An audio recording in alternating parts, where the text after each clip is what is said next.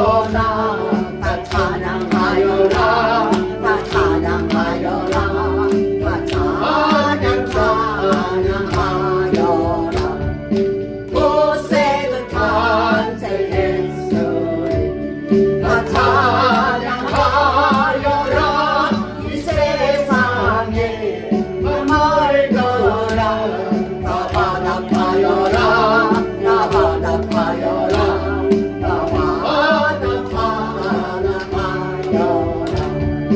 온 세상 죄를 사하려 주 예수 오셨네 제 맛을 몰아내고 나 구원하시네 나 구원하시네 나 구원하시네. 오늘 말씀의 제목은 아기 예수께 경배하라. 시작. 아기 예수께 경배하라. 이 말씀의 의미를 한번 묵상하면서 성탄절을 맞이하고 또 내가 어떠한 삶으로 성탄절을 통해서 내 믿음이 회복되어지는 역사가 있기를 원합니다. 우리 서로 인사합니다. 메리 크리스마스. 메리 크리스마스. 네, 메리 크리스마스는 우리 아기 예수께 경배하고 찬양한다, 예배한다 이 뜻이 담겨져 있습니다. 성탄절은 우리 하나님께서 인류를 구원하시기 위해서 자신의 아들을 이 세상에 보내주셨습니다. 그러나 성탄절의 기쁨이 단순한 감정이나 축제로 머물지 아니하고 이 말씀을 통해서 다시 한번 우리가 영적으로 믿음이 회복되는 시간이 되기를 원합니다. 그것은 바로 예수 그리스도를 경배하는 일입니다. 마태복음 2장은 동방박사의 이야기는 성탄절의 본질이 경배에 있음을 우리에게 분명히 말하고 있습니다. 이 사건은 세속적 권력과 종교적 무관심이 가득했던 세상 가운데 예수님이 탄생함으로 그 예수님이 이 땅에 오심으로 말미암아 그분을 경배하라고 말씀합니다. 왜 그러냐면 세상에는 많은 좋은 소식들이 있어요. 여기에 가면 돈도 벌고 여기에 가면 좋은 것도 있고 여기에 가면 맛있는 집도 있고 여러 가지 좋은 소식들이 있는데 정말 성경에서 말하는 가장 기쁜 소식이 뭐냐? 바로 예수 그리스도의 탄생이다. 그분의 탄생이 왜 나에게 기쁨이 되고 나에게 소망이 되고 내가 그분이 나에게 생명이 되는지 그 의미를 찾아야 될 거 아닙니까? 교회에서는 왜 예수 그리스도를 믿으라고 하는지 그 의미를 알아야 되는데 그 의미를 모르면 내게는 아무런 의미가 없어요.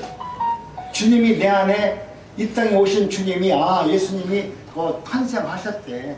그분의 생신이시대. 그래서 오늘 우리가 그냥 탄생하는 기념으로 예배 드리는 건데 여러분 이런 정도에 그친다면 예수님은 사실 나와는 아무런 관계가 없잖아요.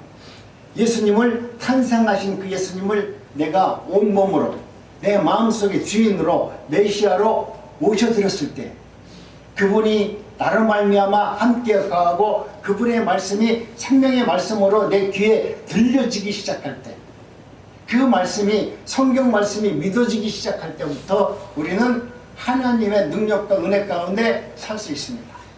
이 능력은 세상의 어떤 권력보다 어떤 명예보다 강력한 권세와 능력을 가지고 있습니다. 여러분이 내 안에 천국을 담고 있다면 내 마음속에 보화를 담고 있다면 여러분은 얼마나 행복하겠어요. 내 집에 장롱 속에다가 한 10억 정도 돈 넣고 있으면 마음이 어떻게 할까요? 좀 힘이 들어가지 않겠어요? 내 집에 돈이 100억만 있다고 하더라도 당당하기 힘들 건데 여러분 마음속에 여러분 내 삶 속에 내 마음속에 천국을 담고 있다면 내 마음속에 하늘을 담고 있다면 여러분 나라는 사람은 얼마나 거룩한 존재가 될까요? 이 생명의 축제를 여러분이 경험할 수 있어요. 하나님이 내 안에 오셨다는 것은 여러분 천지가 동지할 일이에요. 세상에서 어떻게 나 같은 이런 죄인에게 천국 하늘나라가 내 안에 임재하고 그 임재한 그 능력을 통해서 내가 세상에서 살아가는 목적을 깨닫고 감사하고 모든 것을 이길 수 있는 능력이 내 안에 있다는 것을 여러분 아셔야 돼요. 우리는 뭔가 기도해서 능력을 받기 위해서 하나님 앞에 굴복한다고 얘기하는데 여러분 그것이 아닙니다. 하나님이 믿어지고 그 말씀이 내 안에 임재하면 하나님의 나라가 내 안에 들어오시는 겁니다. 하나님이 나에게 찾아오셔서 하나님의 나라가 어떤 나라인지를 알게 해주시는 겁니다. 그 하나님이 내 안에서 하늘나라가 임재하면 우리의 인생과 우리의 삶은 놀랍도록 큰 능력과 은혜로 변화된 삶을 살아낼 수 있도록 하나님은 역사합니다. 그렇기 때문에 우리는 오늘 성탄을 통해서 성경을 보니까 경배하라고 말합니다. 그분이 오신 것을 경배하라.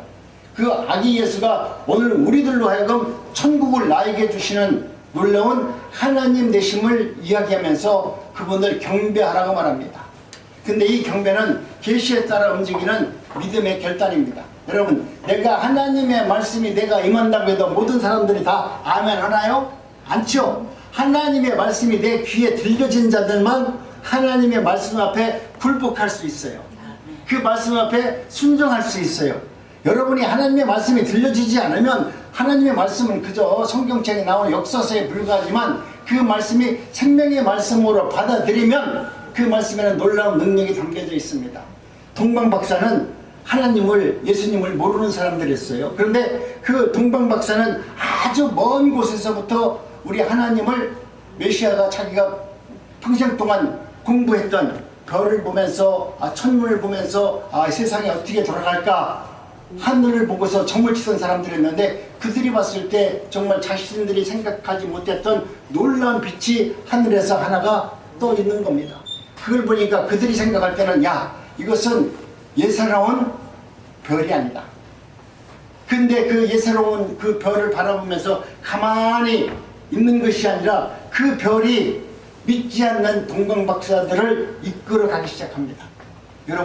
여러분도 여러분 삶 속에서 하나님의 말씀이 내 안에 들어오면 하나님의 말씀이 나를 이끌어 가요.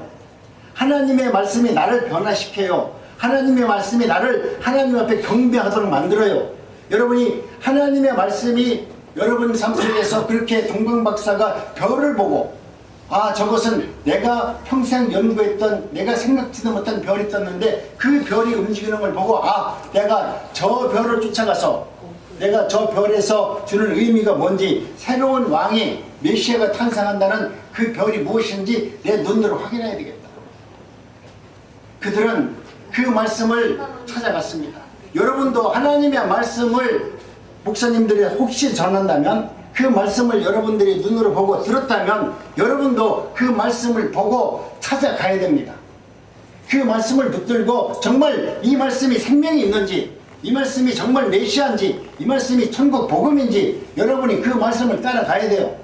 따라가지 아니하고 내가 천국이 나에게 있습니다 라고 말할 수는 없는 거죠. 그런데 오늘 우리도 하나님의 말씀을 내가 한 구절이라도 읽어보고 그 말씀에 대해서 의문이 나고 그 말씀이 생명의 빛이라고 생각하면 여러분은 그 말씀을 붙들고 동방박사가 별을 향해서 나갔다는 것처럼 우리도 그 말씀을 붙들고 주님 앞에 나가야 됩니다. 나가서 주님을 만나봐야 돼요. 그래서 동방박사들은 자신들이 봤을 때 이분이 메시아라고 생각하니까 자신들이 갖고 온 예물을 드렸습니다. 여러분도 하나님 은혜 가운데 예수 그리스도를 나의 구주로 만나고 싶다면 반드시 말씀을 붙들고 주님 앞에 나와야 됩니다.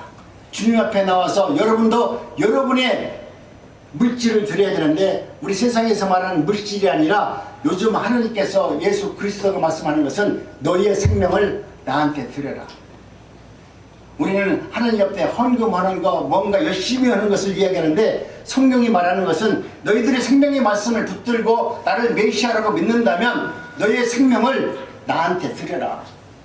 그동안 더럽고 추잡하고 죄지었고 시기하고 질투했던 이 육신을 나한테 주라는 거예요. 그 육신을 나한테 너희가 드리지 못하면 너희들은 내가 주는 새 생명을 받을 수 없다는 거예요. 우리는 내 생명을 드리지 않고 내 것을 다 끌어안고 하나님이 주시는 복을 받으려고 하는데, 여러분, 하나님의 신령한 은혜를 받으려면 내 것을, 내 생명을 드려야 돼요. 내가 세상에서 살아왔던 가치관, 세상에서 얻고자 했던 명예욕, 이 물질, 이 모든 것을 다 내려놓고 이것은 다 썩어 없어질 거니까 하나님, 내 생명을 주님께 드립니다. 이 더럽고 추잡한 생명을 주님께 드리오니 주님께서 말씀으로 나에게 새 생명을 주시옵소서. 여러분, 하나님의 은혜를 경험한 사람은, 하나님의 생명을 다시 받은 사람은 세상에 굴복하지 않습니다. 세상에 되어지는 일 앞에 일희일비하지 않습니다. 왜? 내가 영원히 살 수 있는 생명을 얻은 자이고 천국이 내 안에 임재하였고 그 천국을 통해서 내가 살아가는 거룩한 하나님의 백성이 된 사람은 세상에서 뭐 무슨 말을 하더라도 거기에 마음에 흔들리지 않습니다. 여러분이 어떤 문제 앞에서 욕을 하고 너는 좋은 놈이다, 너는 나쁜 놈이다, 뭐 대통령은 마음에 든다, 안 든다, 여러분이 아직도 그러고 있다면 여러분은 하나님을 믿지 못하는 겁니다. 하나님을 믿으면 이 세상 정치는 그냥 이 세상의 그냥 정치예요. 하나님께서 통제하시는 나라 아니에요. 그런데 그런 것을 바라보면서도 일희일비하지 아니고 우리가 하나님의 뜻 앞에서 하나님의 뜻을 바라보면서 나갈 수 있어야만 되는 것입니다. 그런데 세상 사람들은 예수님이 이 땅에 탄생했다니까 그분이 어디에서 무엇을 하는 분이냐 이렇게 물었잖아요. 유대인들도 왕으로 나신 이가 어디 있느냐 그렇게 기도했잖아요. 메시아 어서 오셔가지고 우리를 지금 로마에서 억압받고 있는데 우리 좀 해방시켜달라고 그렇게 기도했잖아요.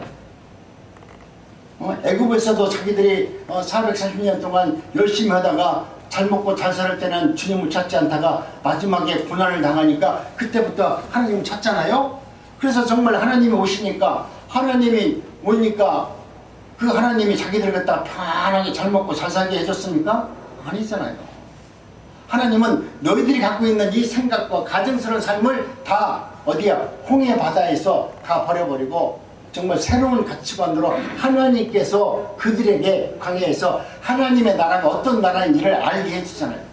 이 광야에서 하나님을 만난 사람만이 요단강을 건너가잖아요.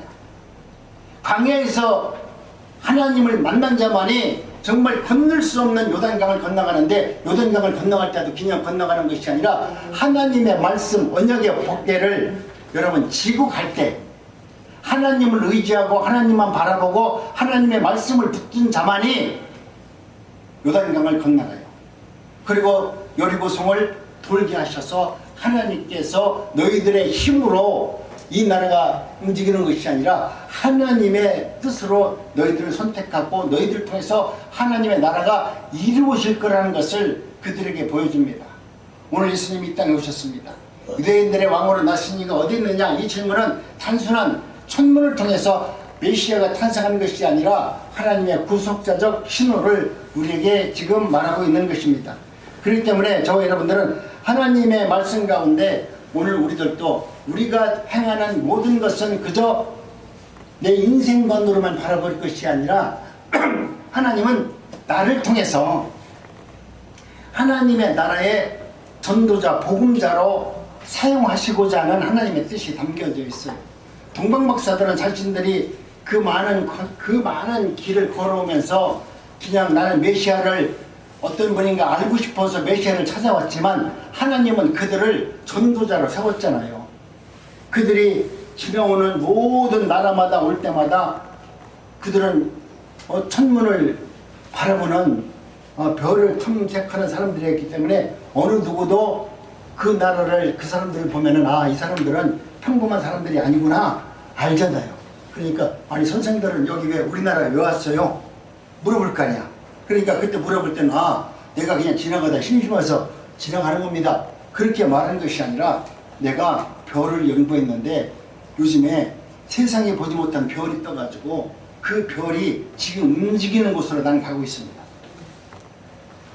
그래서 그 별이 뭐라고 생각하세요? 물어보니까 그 별은 내가 볼 때 지금 위대한 왕이 탄생한다는 증거인 것 같습니다. 별을 지나가면서 지금 예수님의 탄생에 대해서 다 이야기하면서 갑니다. 그러면 그 통과하는 사람들이 그냥 그분이 왔을 때 그냥 저 사람들이 그냥 동방의 박사들이다 그냥 가만히 있었겠어요? 다 물어보고 검문하고 검색하고 그 과정을 걸어오는데 하나님은 그들을 걸어오는 그 발자취 속에 하나님 메시아가 누군가를 우리가 알고 있는 이방인들에게 하나님의 탄생을 알려주잖아요. 유대인들보다 먼저 이방인들에게 하나님의 탄생을 알려주고 있는 거예요. 예수님을 만난 이후에 또 그가 돌아갑니다. 돌아가니까 지나갔던 사람들이 얼마 전에 지나갔던 사람이 다시 또 오잖아. 동방박사를 보고서 아니 정말 가서 메시아를 만나봤습니까? 물어보니까 뭐라고 했겠어요? 나 못 만났어. 그렇게 얘기했어요? 아니 나 만났어. 근데 그 초라한 마국간에서 메시아가 탄생하는 것을 나는 봤다.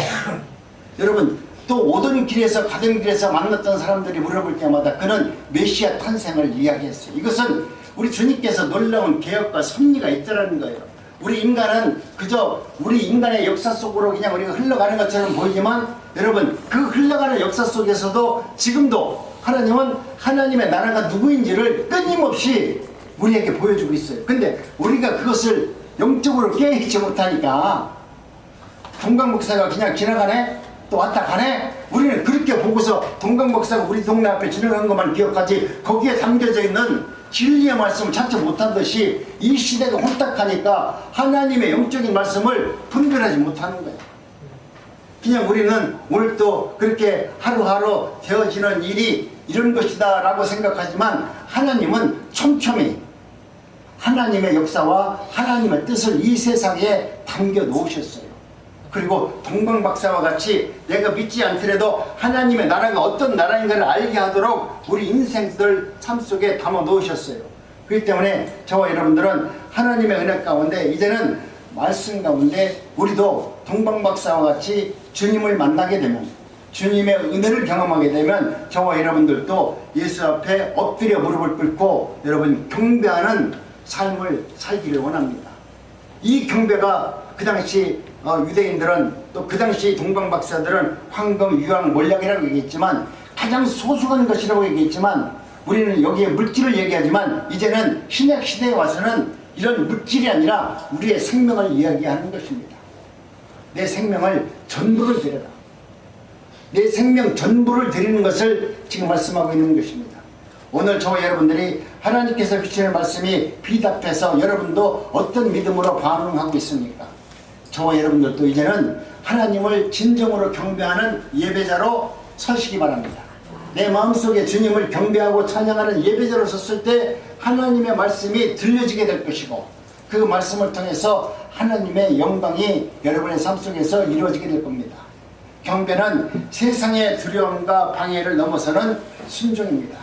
내가 주님을 경배합니다. 거기에는 세상의 어떤 두려움을 이길 수 있는 능력이 담겨져 있어요. 세상에서 나를 방해하고 나를 실족해 하는 모든 문제 앞에 굴복하지 않고 승리할 수 있는 능력이 담겨져 있어요. 헤롯 왕과 예루살렘이 소동한 것은 메시아 탄생이 새로운 사건이고 새로운 질서가 세워지는 것을 그들은 경험하기 때문에 새로운 것이 변화되는 것을 그들은 두려워했기 때문에 소동하고 있는 것입니다. 여러분, 여러분도 삶 속에서 예수님을 나의 구주로 믿는다면 여러분 마음속에도 새로운 소동이 일어나기 시작합니다. 헤롯 왕은 웅장한 성전을 지었던 진정한 하나님의 경배자였습니다. 아니 왕이 그 세상에서 가장 위대한 교회를 지은 거 아닙니까? 지금으로 말하면 성전을 그렇게 헤롯 성전을 멋지게 지어놓고 거기서 하나님을 찬양한 사람 아니에요? 그러면 우리가 봤을 때 눈으로 보면 그분보다 믿음이 좋은 사람이 어디 있어요? 우리 삶 속에서 그렇게 교회를 지금 멋지게 지어놓은 우리나라 목사들 얼마나 많아요? 아니 그분들이 얼마나 믿음이 많아요? 근데 이 헤롯 왕이 자신의 권력에 도전하고 자신의 명예가 뺏기고 자신의 질서가 무너지는 새로운 변화의 시대가 다가오니까 헤롯 왕은 그것을 견디지 못하고 하나님의 말씀을 받아들이지 못하고 배척하잖아요. 지금 우리나라 큰 교회들이 다 그런 거 아닙니까? 자신이 갖고 있는 큰 교회 권력, 자신이 갖고 있는 이 모든 것을 지금 내어놓으라고 하니까 그들은 내어놓지 않고 헤롯 왕과 똑같은 짓을 지금 하고 있다는 사실에 대해서 정말 우리는 불쌍하고 가난하고 그들이 왜 이렇게까지 하나님의 말씀을 왜곡하는지 우리는 여러분 그 말 길이 없는 것입니다. 여러분 얼마나 종교 지도자들이 성경 지식이 풍성했고 메시아 오심을 기다렸습니까? 그런데 그들이 진짜 예수 그리스도가 이 땅에 도래하니까 그들은 하나님의 말씀을 여러분 배척하기 시작합니다. 동방박사들은 이러한 방해의 한복판에서 하나님의 말씀에 인도하심을 받아 하나님의 말씀을 붙들고 하나님께서 인도하는 그 길을 따라 나갑니다. 우리 한번 합독합니다. 시작. 베들레헴아 아브라다의 너의 유다 족속 중에서도 작을지라도 이스라엘을 다스리는 자가 내게서 내게로 나올 것이라. 그의 근본은 성부와 영원에 있느니라. 동방박사는 미가서 5장 2절의 말씀에 의하는 따라서 예루살렘으로 순례의 길을 나갑니다. 그들은 예수님이 누구인지 알지 못하는지만 하나님께서 보여주는 그 표적을 바라보면서 나가는데, 그렇게 기도하면서 메시아 어서 오시옵소서 라고 기도하잖아요. 지금 여러분도 마라나타 그러면서 하나님 어서 오시옵소서, 그때 어서 오시옵소서 할 때가 어떠냐면 내 인생에서 고달플 때 그렇게 한다고. 내가 먹고 살기 힘들고 사람의 관계가 흐트러지고 뭔가 힘들고 어려우면 아이고 하나님 어서 오시옵소서 마라나타. 여러분, 여러분이 잘 먹고 잘 살고 편안할 때 주님 어서 오시옵소서 입으로는 할지 몰라도 오시면은 헤로돈과 같이 오지 마세요. 오면 안 됩니다. 내가 이것을 즐기고 내 인생 다 끝날 때까지, 내 자식에게 그 명예와 권세가 다 넘어가서 자손 대대가 잘 살 수 있을 때까지, 그때까지는 오시면 안 됩니다. 여러분, 지금 똑같은 세상을 우리가 살고 있어요. 지금 헤로당에 있던 시대와 지금 이 세상이 다를 것 같아요? 아니에요. 성경은 똑같습니다. 왜 그러냐면 인간사는 죄인들이 사는 세상이기 때문에 그들과 갖고 있던, 유대인들이 갖고 있던 욕망과 욕심이 오늘 우리 종교 지도자들도 똑같은 욕망과 욕심으로 가득 차 있다는 거예요. 이것이 오늘 우리는 이것을 인정해야 돼요. 인정하고 내가 정말 주님이 내게 찾아오셨던 그 진리를 다시 한번 묵상하면서 하나님, 나는 진리의 길에 서기를 원합니다. 여러분, 내 욕심과 사욕을 내려놓는 삶이 내 삶 속에서 이루어져야만 하는 것입니다. 그렇기 때문에 경배는 환경을 초월한 순종이에요. 내가 주님을 경배합니다. 주님을 찬양합니다. 이것은 내 환경과 내 처지와 내가 갖고 있는 모든 것을 다 초월해서 나는 주님을 찬양합니다. 여러분, 주님을 경배하고 찬양한다면 그 말씀을 순종하는 거죠. 그 말씀을 온몸으로 받아들이는 거죠. 내가 경배하는데 그분의 말씀을 안 받아들이고 경배할 수 있어요? 우리가 아멘을 할 수 있어도 경배는 그 말씀의 진리가 내 안에서 생명으로 내 안에 박혀지지 아니하면 그 말씀 앞에서 그분을 순종한다고 말할 수가 없어요. 이 경배가 오늘 저와 여러분들에게도 있기를 원합니다. 예수님을 만났던 사람들은 한결같이 자신이 허리를 굽혀서 주님을 만나기 위해서 경배하고 경배하였습니다. 그렇기 때문에 이제는 여러분, 예수 그리스도 앞에서 주님을 경배하기 시작하면 여러분의 마음과 생각이 뜨거워지기 시작할 겁니다. 동방박사들이 나타난 이 별을 보고서 그들은 심히 기뻐했다라고 말합니다. 오늘 저와 여러분들에도 생명의 말씀이 한마디라도 여러분의 말씀 앞에서 내 머릿속에서 기억된다라고 하면 그 말씀을 붙들고 주님 앞에 나갈 수 있는 삶이 되어지기를 원합니다. 경배는 가장 귀한 것을 드리는 헌신도 담겨져 있습니다.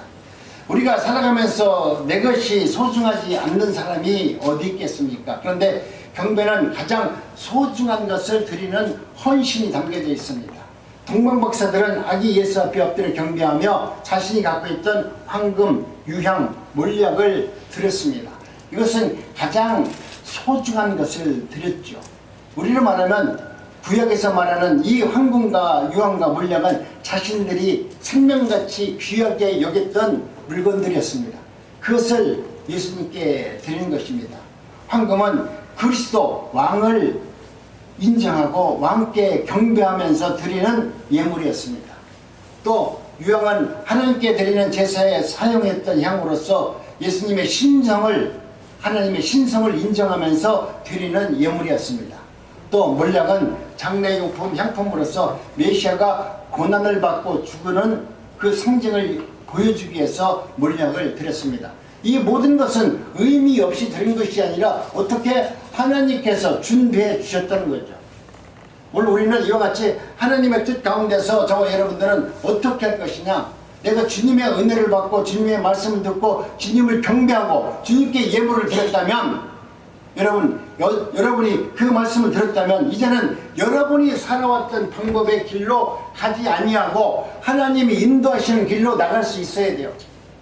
동방박사들은 자신들이 가져왔던 예물을 드리고 하나님께서 보여주시는 새로운 길을 선택해서 그 길로 나갑니다.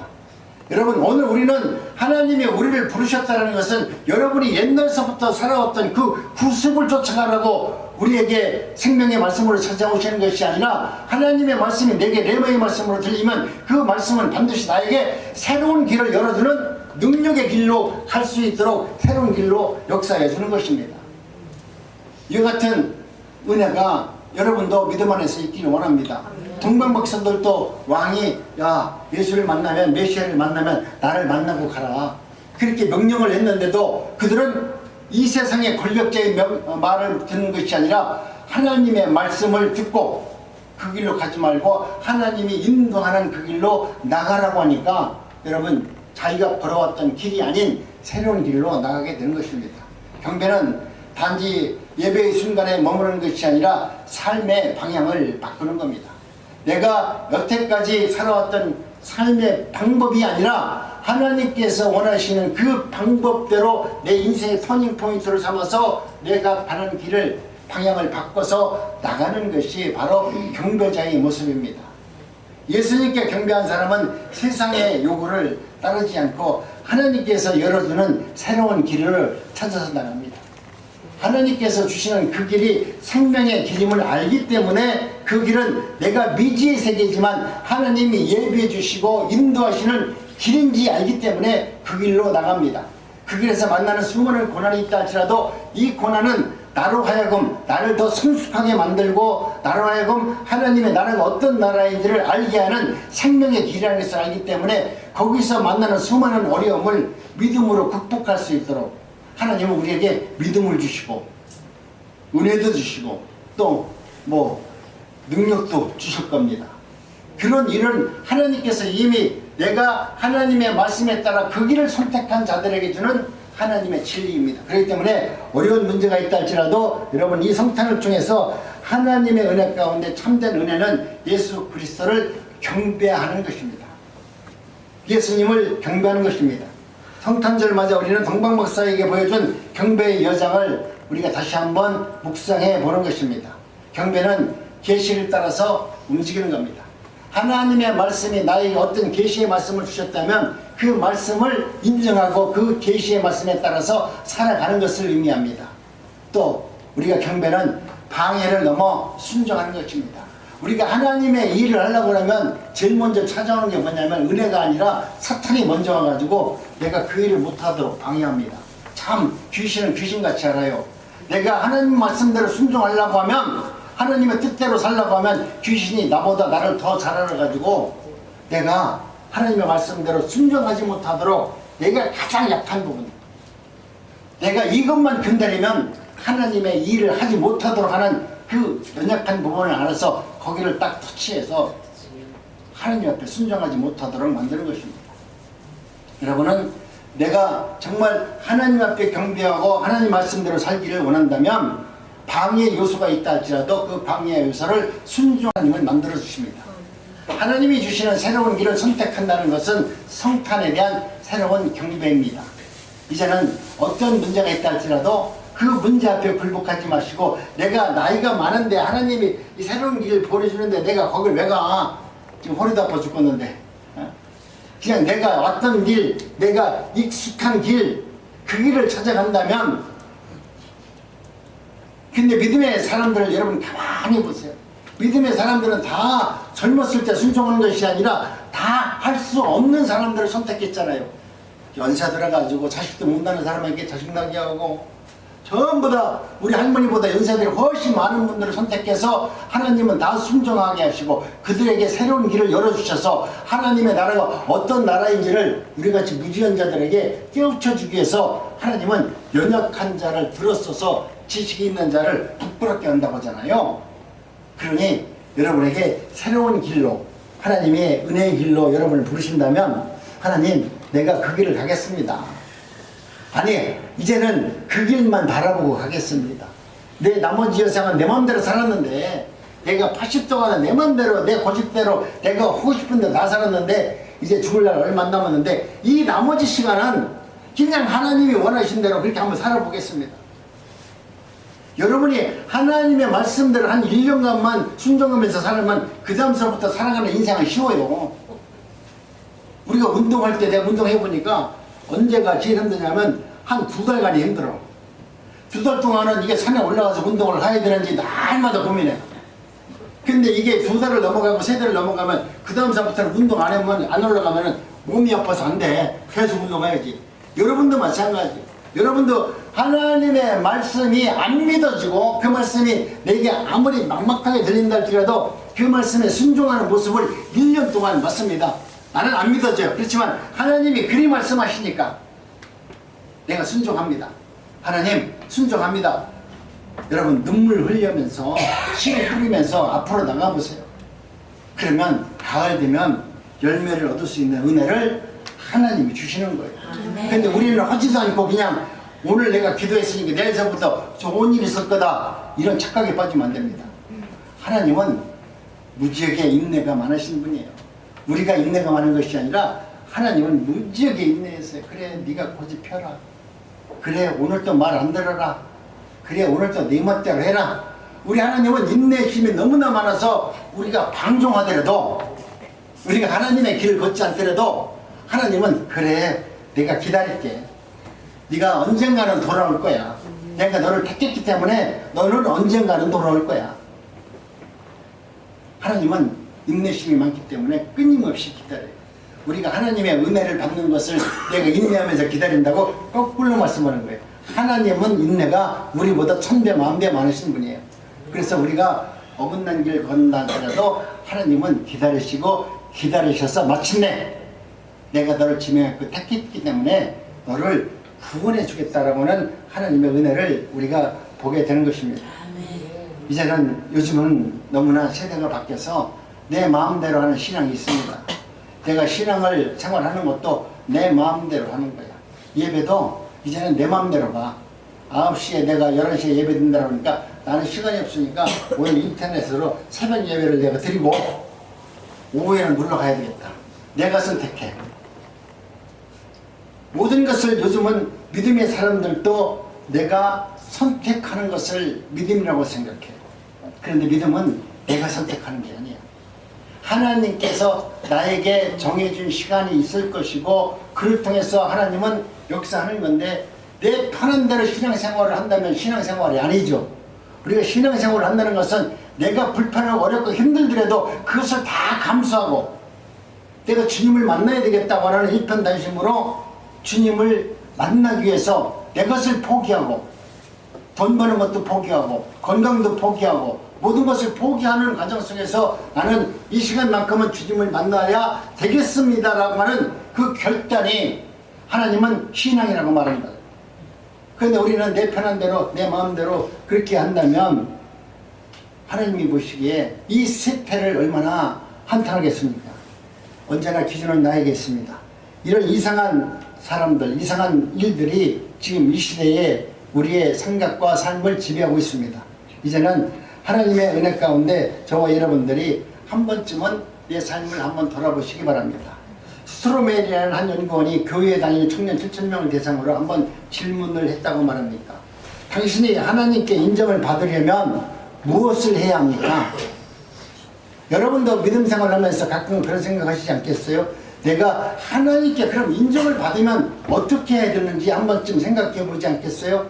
그런데 대답이 60% 이상이 뭐라고 말했냐면 내가 선한 생활을 하면 된다고 생각했습니다. 내가 죄 짓지 않고 남들 거 욕심 안 내고 살면 그러면 내가 천국 간다고 이렇게 생각했습니다. 그러나 하나님의 은혜 가운데 내가 예배자로 말씀대로 예배를 드리고 하나님께 경배를 하고 그리고 영광을 돌리면서 살아야 된다라고 하는 이 대답이 한 번도 안 나왔다는 거예요.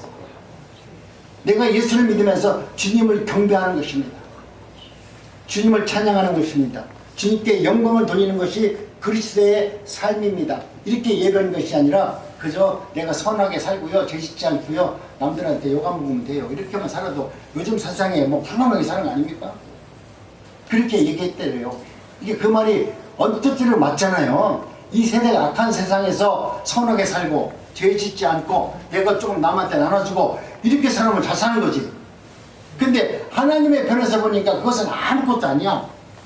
하나님의 편에서 보니까 네가 나를 경배하지 않으면 하나님의 은혜 가운데 경배하지 않고 영광 돌리지 않고 예배하지 않는 자가 어떻게 하나님의 백성이라고 말할 수 있느냐? 하나님은 그리 말씀합니다. 그렇기 때문에 우리는 하나님의 말씀 가운데 최선의 삶을 선택한다고 우리 인생 가운데 그렇게 말하지만 그것은 성경적인 말이 아니라 네, 맞습니다. 내가 하나님의 말씀 가운데 예배자로 살기를 원합니다. 주님을 경배하는 삶을 살기를 원합니다. 주님께 영광된 삶을 살기를 원합니다. 여러분, 이런 확실한 가치관을 가지고 말을 할 수 있고 그런 구절을 나누면서 살아가는 사람들이 하나님의 뜻을 이룰 수 있고 하나님의 은혜를 경험할 수 있는 것입니다. 오늘 우리는 이와 같이 내 마음대로 살고자 하는 사람들에게는 하나님의 마음과 하나님의 뜻이 그 안에 담겨져 있지 않습니다. 단지 좋은 것만 하고 내가 할 수 있는 것만 하고 그리고 남들에게 폐한 끼치면 그렇게 믿음 생활 잘하는 것이다 라고 말합니다. 그러나 오늘 우리는 이러한 사상을 조심해야 됩니다. 이것은 우리가 경계해야 될 이산 사상입니다. 우리가 내가 내 공로를 가지고 내가 천국을 가고 내 공로를 가지고 인정을 받으려고 하는 것은 이단 사상입니다. 그렇기 때문에 초대교회도 그런 문제 때문에 얼마나 힘들었는지 몰랐습니다. 근데 요즘 우리 대한민국 교회가 지금 그렇지 않습니까? 내 공로로 다 천국 가려고 해요. 내가 뭔가 좀 잘해주고 뭔가 좀 인정받고 이런 모습들 속에서 나도 천국 가야 되겠다는 사상이 너무나 많이 담겨져 있습니다. 이제는 하나님의 은혜 가운데 저와 여러분들이 하나님의 뜻 가운데서 성탄의 축복과 성탄의 의미가 무엇인지를 한번 생각해 보는 것입니다. 첫 번째 헤롯 왕이고 둘째는 대제사장과 서기관들입니다. 그리고 세 번째는 동방박사들입니다. 이 세 사람들은 눈으로 보는 신앙의 판단에 따르려면 분명히 괜찮은 사람들 아닙니까? 모두가 다 하나님께 얼마나 경배를 잘한 사람입니까? 한 사람은 성전을 세계에서 가장 큰 성전을 쳐놓고서 하나님 앞에 예배를 드린 사람이니까 우리가 볼 때 가장 위대한 사람 아니에요? 우리나라 교회가 전국 세계에서 5개가 우리나라 큰 교회가 우리 한국에 다 있대요. 얼마나 큰 교회 쳐놓고서 거기서 담임 목사 있으니까 얼마나 인정받는 목사 아닙니까? 근데 그 사람들은 이 헤롯 왕에 게임도 안 되는 사람들이야. 헤롯 왕에 비하면 이분들은 지금 말하면 세속적인 말로 세 발의 피야. 그분의 그 헤롯 성전은 얼마나 위대했습니까? 그런 성전을 진 사람이 하나님 말씀 앞에서 우리가 봤을 때 최고의 예배자인데 그 사람이 타락하잖아. 둘째는 대제사장과 서기관들인데 이들은 눈 뜨면 성경을 읽고 눈 뜨면 하나님의 말씀을 주야로 묵상하고 그 하나님의 말씀만 바라보면서 살았던 사람들이었습니다. 그런데 실제로 예수님이 오시니까 그 예수님을 배척하고 자신들이 갖고 있는 권력이 뺏길 것 같으니까 예수님을 이단자로 불려서 죽이게 합니다. 세 번째는 동방박사입니다. 여러분, 오늘 우리는 하나님의 은혜 가운데 하나님은 이와 같이 진리 가운데 예수를 잘 믿는다고 말하는 사람들에게 하나님의 나라를 보여준 것이 아니라 동방박사, 우리가 너는 예수를 믿는 사람이 아니야. 우리 선민, 우리 유대인들만 선민이고 우리 이스라엘 민족만 선민인데 이방인인 동방박사 너희들이 하나님의 나라를 어떻게 알아? 그렇게 배척했던 자들에게 하나님의 나라가 어떤 나라인지를 보여주잖아요. 얼마나 놀랍습니까? 오늘 우리는 하나님의 놀라운 은혜 가운데 눈으로 보는 것에 마음 뺏기지 마시기 바랍니다. 예루살렘 성전이 첫 번째는 솔로몬 성전이었고요. 두 번째는 수국 발렌 성전이었고 세 번째가 헤롯 성전입니다. 유대인 성전 안에서 이렇게 큰 성전이 세 번 졌는데 이 성전이 다 허물어졌어요. 하나님께서 만약에 성전이 그들에게 큰 하나님의 나라가 그 안에 있는 것으로 생각했다면 예수님은 지금 하나님의 능력으로 예루살렘 안에 성전을 멋지게 지었을 거예요. 근데 하나님은 성전 안에 아름다운 성전 안에 계시는 것이 아니라 이제는 성전이 어디 있어요? 내 안에 있다. 천국이 어디 있어요? 저기 있는 것이 아니라 내 안에 있다는 거예요. 너희들은 성전도 내 안에 품었고 하나님의 나라도 내 안에 품고 사는 거룩한 존재라는 것을 여러분이 삶 속에서 느낀다면 우리의 인생과는 가치관은 정말 놀라울 정도로 큰 역사를 이루면서 살아갈 줄로 믿습니다. 성탄을 통해서 하나님께서 여러분들에게 은혜를 주시고 또 하나님의 나라가 어떤 나라인지를 알게 해주셨다면 여러분 기쁜 마음으로 바라보시기 바랍니다. 그들은 누가 성전을 지었는지 몰랐어요. 자신들의 성전을 졌을 때 전부들 다 내가 왕이었을 때 내 돈 들여서 내가 졌으니까 다 내가 졌다고 생각한 거예요. 그런데 하나님이 보시기는 야, 네 성전을 네가 졌다고 하지만 네 생명은 누가 졌냐? 네 돈은 누가 졌냐? 네 권력은 누가 졌냐? 모든 것이 다 하나님이 줬다라는 여러분 그런 믿음이 있어야 돼요. 우리가 삶 속에서 내게 주어진 모든 것은 다 하나님이 나에게 주신 은혜고 그것을 통해서 하나님께 영광을 돌리라고 나에게도 자녀를 주었고 나에게도 좋은 집을 주었고 나에게도 물질을 허락하신 것은 하나님이 그것을 통해서 하나님의 나라가 어떤 나라인지를 세상에서 보여주는 삶을 살라고 그런 것들을 나에게 잠시 맡긴 겁니다. 여러분 그렇다면 내가 받은 것에 대해서 이제는 돌려줄 수 있는 하나님의 나라를 위해서 사용할 수 있는 삶이 되어졌을 때 하나님께서 우리를 창조하신 목적대로 살아가는 거룩한 백성이 되는 것입니다. 창조주 하나님 앞에서 언제나 무엇이든지 간에 경배하는 일이 우리의 최선의 삶이 되어졌을 때 하나님의 영광과 은혜가 삶 속에서 나타날 수 있기를 간절히 원합니다. 크리스마스는 여러분 무엇입니까? 다시 한번 말하지만 예배라는 뜻인데 복합으로 그리스도께 예배하는 것이라고 말했습니다. 그리스도께 예배하고 그리스도께 경배한다는 말이 바로 성탄절 크리스마스입니다. 이번 성탄절을 통해서 주님께 경배하시고 주님의 말씀 앞에서 주님 앞에서 굴복할 수 있고 그리고 주님께 찬양할 수 있는 은혜가 충만한 성탄절이 되기를 원합니다. 우리 단국중앙교회 어렵지만은 우리 어르신들이 하나님의 말씀 한 말씀이라도 기억하시고 그 말씀을 붙들고 나갔을 때 하나님의 나라가 저와 여러분들의 삶 속에서 이루어질 줄로 믿습니다. 하나님은 우리를 찬양과 경배자로 불렀습니다. 우리를 불러주신 목적은 하나님을 경배하고 찬양하라고 우리를 불렀대요. 그 성경에 기록된 내용입니다. 그렇기 때문에 우리는 하나님을 찬양하고 경배하는 것이 우리의 첫 번째 뜻입니다. 하나님께 예배하는 사람은 찬양과 경배하는 사람이야말로 크리스마스 성탄절을 믿음 안에서 잘 보내는 하나님의 자녀가 맞습니다. 주님은 첫 번째 오실 때 그 사람들 모습 속에서 주님이 다시 오실 주님의 삶이 무엇인가를 오늘 성탄절을 통해서 우리에게 지금 말씀하고 있는 것입니다. 그렇기 때문에 우리가 무엇을 먹든지 마시든지 무엇을 하든지 하나님께 영광을 돌리며 이번 성탄절을 경배하는 예배자로 잘 살아내는 저와 여러분 모두가 되시길 바랍니다. 아멘. 우리 한번 서로 인사합니다. 경배하는 예배자가 됩시다. 아멘. 아멘. 정말로 예수님을 경배하는 예배자가 되시기를 주님의 이름으로 축복합니다. 아멘. 하나님 감사합니다.